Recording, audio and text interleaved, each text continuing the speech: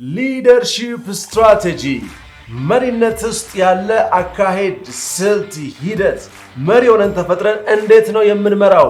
ምኑን ከምኑ ነው የምናደርገው ብለን በጣም ግራ የተጋባን ሰዎች እንሆናለን እነዚህ ሰዎች ምናልባት በሆነ ቢዝነስ ውስጥ በመሪነት ቦታ ላይ ያሉ ሰዎች ሊሆኑ ይችላሉ ይሄን መስሪያ ቤት እንዴት ነው ማስተዳድረው እንዴት ነው የምመራው ይሄንን የመንግስታዊ ስልጣን ያዙ ሰዎች ሊሆኑ ይችላሉ እዚህ የተቀመጥኩበት ኃላፊነት ቦታ ላይ እንዴት አድርጌ ነው የምመራው በምን አይነት መንገድ ነው የምመራው መሪ ለመሆን ምን አይነት አካሄድ ምን አይነት ሲስተም ምን አይነት ስታይል መጠቀም አለብኝ ብለን ግራ ይገባል እጃችን ላይ ግን ምን ሰራው ራዕይ ያለን ምን ፈጥሮ ነገር ያለን ሰዎች በዚህ ቪዲዮ እንዴት አድርገን ነው ሲስተማቲካሊ በስትራቴጂካል በሆነ መንገድ መሪነትን የተሰጠንን ስራ ምን ከውነው የሚለው ነገር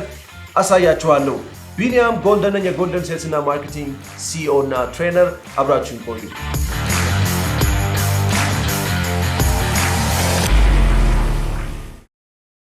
የሊደርሺፕ አካሄድ ስልቱ ሂደቱ ምንድነው በመጀመሪያ ግን ሊደርሺፕ መሪነት ምንድነው የሚለው ነገር ላይ እንወያይ ሊደርሺፕ ወይ መሪነት ማለት አንድ ትልቅን ራዕይ ማየት ያን ያየነውን ራዕይ ራሳችን መጓዝ መሄድ ወደዛ ራዕይ ምንድነው የጎደለኝ ነገር ሳንን ምንን ሳሊዝ ይሄን ሲጠብቅ ይሄን ላድርግ ይሄን ስልጣን ይምጣ ይሄ ኃላፊነት ይሰጠኝ ልሾም በቃ የሆነ ሰው ቅና ይስጠኝ ሳንል ራሳችን መጓዝ ይጠይቃል ወደ አየነው ራዕይ መጓዝ በሶስተኛ ደረጃ ደግሞ ያንን ራዕይ ሌሎች ሰዎች እንዲከተሉት እንዲያዩት ማብቃትና ማነቃቃት ያስፈልጋል የዚህ ሂደት ውጤት ነው በዚህ ሂደት ውስጥ የምንፈጥረው ተጽዕኖ ነው መሪነት ሊደርሺፕ ማለት አሁን ይሄን ቪዲዮ እየተከታተላችሁ ያላችሁ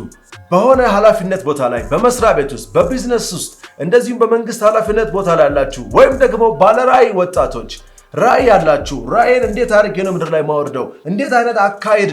ሊደርሺፕ በምን አይነት መንገድ ቢከወን ጥሩ ነው ብላችሁ የምታስቡ ካላችሁ ከዚህ በማስከተል ሁለት መንገዶች ሊድ ልታረጉ ያንን ኢምፓክት ልትፈጥሩ የምትችልባቸው ሁለት አካሄዶችና ሁለት ጉዳዮችን አነሳለሁ የመጀመሪያው ነገር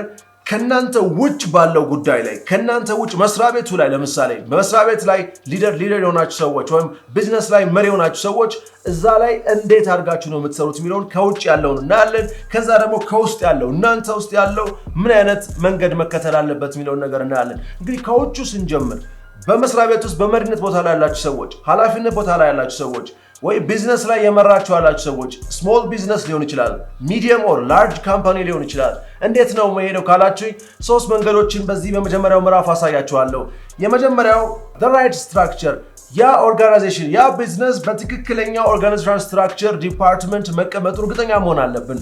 ማን ምን ቦታ ላይ እንዴት ነው የተቀመጠው የሚለው ነገር ስትራክቸሩ በምን አይነት ሂደት ነው የሚጓዘው የመስሪያ ቤቱ ሂደትና የድርጅቱ አካሄድ ማን ለማን ተጠሪ ነው እንዴት አድርገን ነው የምንሄደው የሚለው በኦርጋናይዜሽናል ሊደርሺፕ ላይ መቀመጥ መቻል አለበት ያንን በደንብ አድርገን ወረቀት ላይ ካስቀመጥን በኋላ the right structure develop ካደረግን በኋላ ሁለተኛው the right people መመደብ ነው the right individual the right employees እዛ ቦታ ላይ አሳይንድ መሆን አለባቸው እነማን ናቸው እዛ ቦታ ላይ የሚሆኑት ትክክለኛ ሰዎችን አሳይን ካላደረግን አስቸጋሪ ነው እንደውም the good to great የሚል መጽሐፍ ላይ ምን ይላል አንድ መስሪያ ቤት አንድ ድርጅት ከጉድ ወይም ከጥሩ ወደ በጣም ጥሩ ወይም ወደ ላቀ ደረጃ የሚሸጋገርበት አንደኛው አካሄድ when the company hire the right people ነው ይላል right people has to be in the right position በትክክለኛ ሰዎች ትክክለኛ ቦታ ላይ መቀመጥ መቻል አለባቸው ስለዚህ ስትራክቸሩን በደንብ ካስቀመጥን በኋላ እነማን ናቸው እዚህ ጋር መቀመጥ ያለባቸው ምን አይነት ሰዎች ቢቀመጡ ነው ጥሩ የሚለው ነገር መመለስ ያስፈልጋል ሶስተኛው በዚህ በውጫዊ በሆነ በኦርጋናይዜሽናል ሊደርሺፕ ውስጥ ማስቀመጥ ያለብን ነገር ምንድነው በጣም ትክክለኛ የሆነ the right KPI ማስቀመጥ አለብን key performance indicators ወይም ደግሞ performance evaluate ልናደርግ የምንችልባቸው ኮንትሮል ልናደርግ የምንችልባቸው መስፈርቶች ለእያንዳንዱ የሰው ኃይል ዛጋ ለመደብ ነው ማስቀመጥ ያስፈልገናል ይህ ሲሆን as a leader we don't have to touch ያለው ጋር ወርደን መስራት መውረድ ኦፕሬሽን ውስጥ መግባት የለብንም ማለት ነው as a leader እኛ ራዕዩን ማየታችንን ራዕዩ ላይ ማመናችንን ራዕዩን መሆናችንን ማረጋገጥ አለብን በየሚቲንጉ በየተገኙ አጋጣሚ አብረው ለሚሰሩ ባልደረቦቻችን ራዕዩን ማሳየት አለብን ማነቃቃት አለብን በነገራችን ላይ ሊደሮች መሪዎች በተለየ መንገድ ነው የሚያስቡት leaders think different ከኦርዲነሪ ከሆነ ወይም ደግሞ መደበኛ ከሆነው ወይም ተከታይ ከሆነ ማህበረሰብ ክፍል የተለየ እይታ አላቸው ስለዚህ ሰራተኞች ጋር በሚኖርን ጊዜ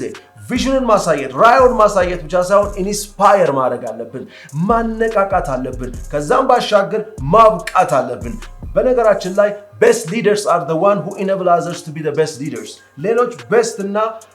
በጣም ጥሩ ውጤት የሚያመጡ መሪዎችን ማፍራት የሚችሉ ናቸው በጣም ስኬታማ መሪዎች የመሪነትም ዋናው ሚና ራዩን ተመልክቶ ራሱ ራዩ ላይ ተጉዞ ብቻ መጨረስ ሳይሆን እኛ ጨርሰናው የማናልፈው ራይ አስቀምጠን ሌሎች ደግሞ ከኛ በኋላ ያን ራይ የሚያስፈጽሙ ሰዎችን አምጥተን አብቅተን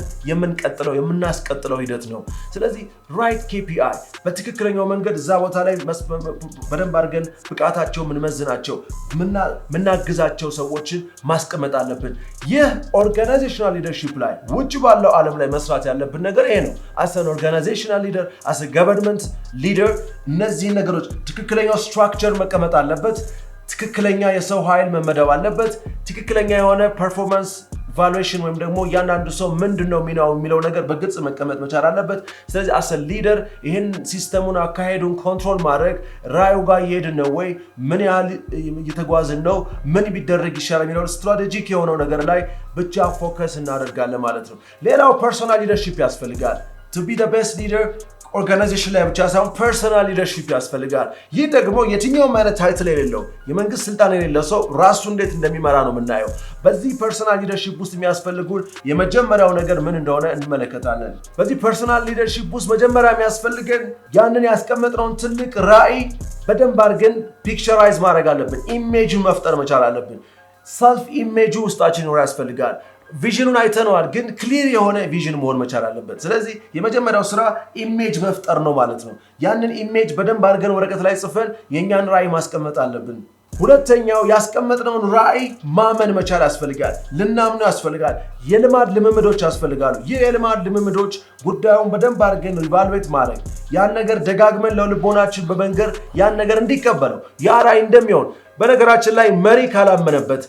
በኦርጋናይዜሽን ውስጥም ያለው ወይም በሌሎች ተከታዮች ውስጥ ያለው ነገር በሙሉ መሪው ነው የሚከተለው መሪው ያላመነበት ራዕይ አይሳካም መሪው ያመነበት ግን ይሳካል ለዚህ ነው ዶክተር ማይልስ ሞንሮ የበግ መንጋ በአንበሳ የሚመራ ሁልጊዜም ቢሆን የአንበሳ መንጋን በበግ የሚመራን ማሸነፍ ይችላል ይላል ምክንያቱም አንድ አንበሳ እንኳን ቢሆን ብዙ በጎችን እየመራ ቢሆንም የአንበሶችን መንጋ ማሸነፍ ይችላል ምክንያቱም ለምንድነው ካላችሁኝ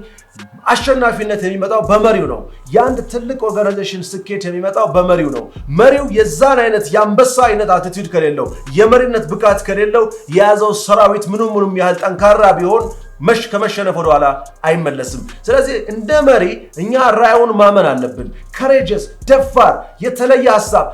ተከታዮቻችን በሰጉበት ወቅት ግራ በተጋቡበት ወቅት መሪ መደንገጥ የለበትም ያንን ማንቃት አለበት ሶስተኛው በፐርሰናል ሊደርሺፕ ላይ አዳዲስ ልማዶችን መሪዎች መገንባት አለባቸው እነሱ ገንብተው በኦርጋናይዜሽን ውስጥም ሆነ በዙሪያቸው ባሉ ሰዎች ውስጥ አዳዲስ ልማዶች አካሄዶች እንዲመጡ ማድረግ ያስፈልጋል ስለሆነም በዚህ ቪዲዮ ላይ የተመለከትነው ነገር መሪነት ላይ ለመስራት በሆነ ፖዚሽን ላይ በሆነ አይነት ራዕይ ይዛችሁ አላችሁ በዛ ጉዳይ ለመምራት ግን ግራ የተጋባራችሁ ሰዎች ኦርጋናይዜሽናል ሊደርሺፕ ላይ ወይም ወደ ውጭ ባለው ነገር ላይ ራይት ስትራክቸር መገንባት ራይት ፒፕል መዛላ አሳይን ማድረግ ራይት KPIዎች ማስቀመጥ ብለን አይተናል ነገር ግን ይሄ ብቻ በቂ አይደለም ቤስት ሊደሮች ራሳቸውን የሚመሩ ናቸው ለዚህ ነው ዓለምን የሚቀይሩ መሪዎች መጀመሪያ ራሳቸውን የሚቀይሩት ፐርሰናል ሊደርሺፕ ላይ ደግሞ ቪዥኑን በደንብ ክሊርሊ በታትረን ማየት ያስፈልጋል ማመን ያስፈልጋል በሁለተኛ ደረጃ ከዛ ደግሞ አዳዲስ አካሄዶችና ልማዶችን በራሳችን ህይወትም ላይ በሌሎችም ላይ እንዲፈጠር ማድረግ አለብን በዚህ መንገድ ከሄድን መሪዎች ተስፋ ማይቆርጡ መሪዎች የተለየ ሐሳብ ካላቸው ደፋር የሚያምኑ ከሆኑ ማሸነፋቸው የማይቀር ነው ስለተከታተላችሁኝ አመሰግናለሁ